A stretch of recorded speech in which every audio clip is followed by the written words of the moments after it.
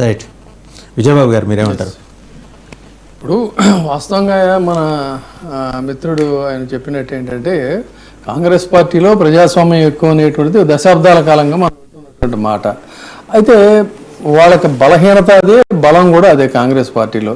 కాకపోతే ఇప్పుడు ఉన్నటువంటి మారిపోయినటువంటి రాజకీయాల నేపథ్యంలో ముఖ్యంగా ఇటీవల కాలంలో అసలు కాంగ్రెస్ అనగానే విపక్షాలు విమర్శించేది ఏంటంటే కప్పల తడిక అని చెప్పని, లేకపోతే ముఠాలు మఠాలు అని చెప్పని చెప్తూ ఉంటారు. అలాంటి ముఠాలు మఠాలు లేకుండా గడిచిన 2 సంవత్సరాలుగా మాత్రం వాళ్ళందరినీ కూడా చాలా గట్టిగా ఒకే దీని మీద ఒక డిసిప్లిన్డ్గా లాక్కొచ్చినటువంటి మాట మాత్రం డెఫినెట్గా అప్రిషియేట్ చేయాలి. అది హైకమాండ్ కానీ లేకపోతే ఇక్కడ ఉన్నటువంటి వీళ్ళందరూ సర్దుబాటు చేసుకోవడంలో కానీ ఎవరు కాదన్న లేనటువంటి విషయం. అయితే జీవన్ రెడ్డి వ్యవహారం తీసుకుంటే he was a staunch Congress man once. అటువంటి జీవన్ రెడ్డి ఆయన వెళ్ళలేక బయటికి వెళ్ళినటువంటి పరిస్థితుల్లో చాలామంది అఫెండ్ అయ్యారు. సరిగ్గా డ్యామేజ్ కంట్రోల్కి వీళ్ళు సరిగ్గా ట్యాకిల్ చేయలేదేమో అనేటువంటిది. సో అదొక ఎపిసోడ్ అయిపోయింది. అక్కడి నుంచి ఈ ధిక్కార స్వరాలు అనేటువంటివి ప్రారంభమయ్యాయని చెప్పాలి. వెంటనే చిన్నారెడ్డి అంటే ఎప్పుడు వాడు చిన్నారెడ్డి యూత్ కాంగ్రెస్ నుంచి కూడా ఒక లాయల్గా కాంగ్రెస్ పార్టీకి ఉన్నటువంటి వ్యక్తి, బాగా చదువుకున్నటువంటి వ్యక్తి, సౌమ్యుడు. తర్వాత ఏంటంటే మంచి దీంట్లో కూడా ఎక్కడా కూడా వివాదాస్పద రహితుడిగా పేరున్నటువంటి వ్యక్తి. అలాంటి చిన్నారెడ్డి కూడా మనస్తాపంతో నేను జీవన్ రెడ్డి బాట పట్టవలసి వస్తుంది అని చెప్పని మాట్లాడటం అనేది అయితే ఖచ్చితంగా అది ఒక సీరియస్ ఇష్యూగానే తీసుకోవాలి. ఇప్పుడు మన సోదరుడు చెప్పినట్టు ఏంటంటే తన చిన్నపిల్లాడు కాదు కదా, పరిణితి చెందినటువంటి నాయకుడు, ఎందుకు మాట్లాడాడు ఏమిటనేది. అది అలా ఉంచినట్లయితే మనం గడిచిన కొన్ని రోజులుగా కోమటిరెడ్డి రాజగోపాల్ రెడ్డి వాయిస్ వింటూనే ఉన్నాం. ఆయన చాలా బహిరంగంగానే విమర్శలు చేస్తూ ఉన్నాడు.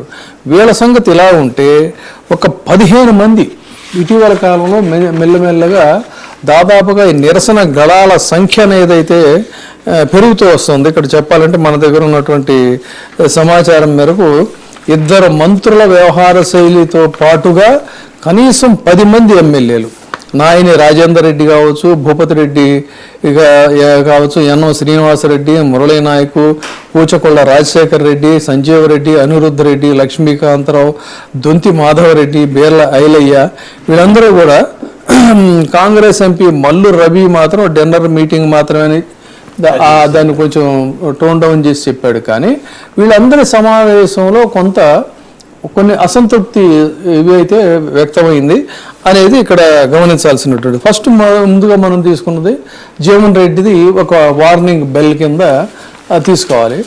దాని కంటిన్యూషన్గా చూసుకున్నట్లయితే చిన్నారెడ్డి వ్యవహారం. చిన్నారెడ్డి గారు మాట్లాడించు. జెండా పట్టినటువంటి వ్యక్తిని గతంలో కాంగ్రెస్ పార్టీలో ఉండే 10 సంవత్సరాలు టీఆర్ఎస్ ప్రభుత్వం ఉంటే ఆ పార్టీలో పోయి అన్ని సంపాదించుకుని మళ్ళీ వచ్చిన వాళ్ళకి ఇస్తున్నారు. ఇదా కాంగ్రెస్ పార్టీ, ఇదా రాజకీయం. గన్పూర్లో అదే జరిగింది. ఇన్ని తప్పులు చేస్తున్నా మేము భరించి ఊరుకుంటున్నాం. నేను భరించకుంటే ఇంకో జీవన్ రెడ్డి కావాల్సి వస్తుంది. నేను భరించకుంటే ఇంకో జీవన్ రెడ్డి కావాల్సి వస్తుంది. వద్దు, నేను బయటకోమంటా కాంగ్రెస్ పార్టీకి వెళ్ళి. వద్దు, కాంగ్రెస్ పార్టీ నాది. నేను బయటికి పంపిస్తానని నేను కాంగ్రెస్ పార్టీ నాది. కాంగ్రెస్ పార్టీ నాది. నా రక్తాన్ని చెమటోడ్చి పార్టీ నిర్మాణం చేశాను నేను వనపర్తిలో. తెలంగాణలో, ఆంధ్రప్రదేశ్ లో 23 జిల్లాలు తిరిగా.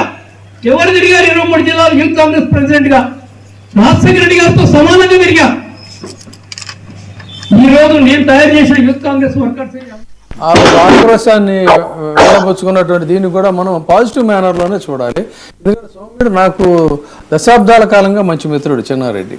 సో అటువంటి వ్యక్తి అంత ఆవేశంగా మాట్లాడటం కొంత ఆశ్చర్యంగా అనిపించింది. అంటే ఒక తీవ్రమైనటువంటి మానసిక ఒత్తిడికి కూడా గురై ఉండవచ్చు. అయితే కోమటిరెడ్డి రాజగోపాల్ రెడ్డి అయితే ఆయన కంటిన్యూస్గా ఓపెన్గానే ఆయన రెబల్ స్టార్ అది యాప్ట్గా ఉంటుంది.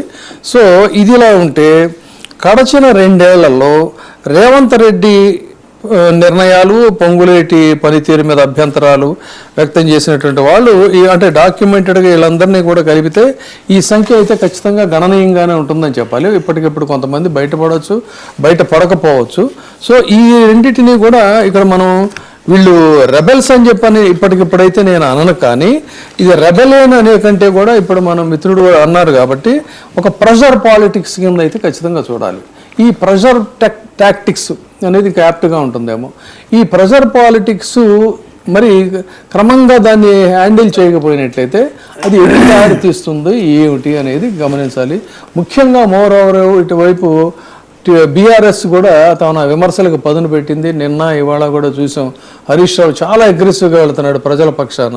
అంటే ప్రజా సమస్యలను మీరు 2 రోజుల్లో పరిష్కరించేస్తాం, అయిపోతుంది, పొరపాటు జరిగిపోయిందని చేతులు దులుపుకోవడానికి సాధ్యం కాదు. ఇక్కడ గమనించాల్సింది ఏంటంటే లక్షలాది ఎకరాల భూములు, తర్వాత ఫ్లాట్లు, ఇవన్నీ కూడా పైసా కూడబెట్టుకొని వాళ్ళ జీవితాలన్నిటికీ భద్రంగా అదొక ఆరో ప్రాణంగా వాళ్ళ ఆస్తిని కూడబెట్టుకుంటే దాన్ని ఓవర్ నైట్ ఒక బ్లాంకెట్ ఆర్డర్తో ఇది మీరు 22లో ఏలో ఉందని చెప్పానంటే కొంతమంది చనిపోయారు, కొంతమంది అనారోగ్యం పాలయ్యారు, కొంతమంది పెళ్ళిళ్ళు ఆగిపోయాయి, ఇంకొంతమంది చదువుల కోసం అని చెప్పని అనుకుంటే ఇవన్నీ కూడా ఏంటండి, this are all irrecoverable damages. చిన్న పొరపాటు కాదు అది.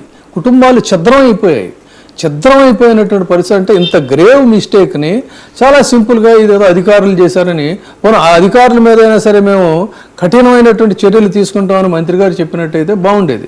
అలాంటి మాట కూడా చెప్పాలి. అండ్ మోర్ ఓవర్ ఏంటంటే దాదాపుగా 1 కోటి ఎకరాలు, లక్షలాది కుటుంబాలు ఎక్కడికక్కడ మనం చాలా రోజులుగా డిస్కస్ చేస్తున్నాం. ఇంత తీవ్ర స్థాయిలో ఈ సమస్య ఉంటే 2 రోజుల్లో అనేటువంటిది ఒక అల్లావుద్దీన్ అద్భుత దీపం ఉంటే తప్ప ఈ ఒక హ్యూమన్గా మాత్రం ఈ సమస్యను పరిష్కరించడం అనేది అసాధ్యం. బట్ ఆయన చేస్తే మనం స్వాగతించవచ్చు. బట్ హౌ ఇట్ ఈస్ అనేది ఆయన అక్కడ కూడా నెరేట్ చేయలేదు. చెప్పారు కదండి, అయ్యవారు ఏం చేస్తున్నారంటే చేసిన తప్పులు దిద్దుకుంటున్నారని. ఎస్, దీనివల్ల ఏమవుతుందంటే ఒక ఆశ పెట్టారు 2 డేస్లోని. జస్ట్ ఆయన కొన్న క్రెడిబిలిటీ, మంత్రి గారు కదా చెప్పింది, నమ్ముతారు. ఆ 2 రోజులు అవ్వనప్పుడు ఏమవుతుందంటే ఇంకా పెద్ద ఎత్తున కమోషన్ వస్తుంది, అది ప్రభుత్వం మీద రిఫ్లెక్ట్ అవుతుంది. కాబట్టి ఇది ప్రభుత్వం అది నోటీస్ చేసే ఉంటుంది సార్. ఎందుకంటే ట్యాంక్ బండ్ మీద జరిగిన మిలియన్ మార్చి ఆ దృశ్యాలు ఇంకా వాళ్ళ కళ్ళ ముందు కదులుతూనే ఉన్నాయి. అప్పుడు అంటే వాళ్ళ ధీమా ఏంటనేది అయితే నాకు తెలియదు. మళ్ళీ మనం ఒకసారి ఆయన్ని అడిగి తెలుసుకుందాం. ఎందుకంటే ఈ ఇష్యూ అనేటువంటిది సాదాసీదా ఇష్యూ కాదు. కాంగ్రెస్ పార్టీలో అసంతృప్తులు ఉండొచ్చు, ధిక్కార స్వరాలు ఉండొచ్చు, నిరసన గాళాలు ఉండొచ్చు. దాన్ని మీరు ఏదో రకంగా మళ్ళీ మీ అబ్జర్వర్ వస్తారు, కూర్చోబెడతారు, మాట్లాడతారు. But where's the issue which belongs to the common man, middle class and above middle class, వాళ్ళు సఫరర్స్గా ఉన్నారు, లక్షల సంఖ్యలో ఉన్నారు. మీకు సమీప భవిష్యత్తులో మళ్ళీ స్థానిక ఎన్నికలు ఉన్నాయి. ఇలాంటి పరిస్థితుల్లో ది డ్యామేజ్ కంట్రోల్ దానికోసమే ఇదంతా చేశారనే మాట కూడా వచ్చింది కదా సార్. ఎన్నికలకి డబ్బులు కావాలి కాబట్టి డబ్బులు జనరేట్ చేయడానికి అవసరం లేదా అంటే దీంతో క్యాస్కేడింగ్ ఎఫెక్ట్. రాజశేఖర రెడ్డి గారు ఏమంటారు, బహుశా ఎన్నికల ఖర్చు కోసమే ఇదంతా తీసుకొచ్చి జనం నెత్తిని రుద్దారని చెప్పి ఒక అభియోగం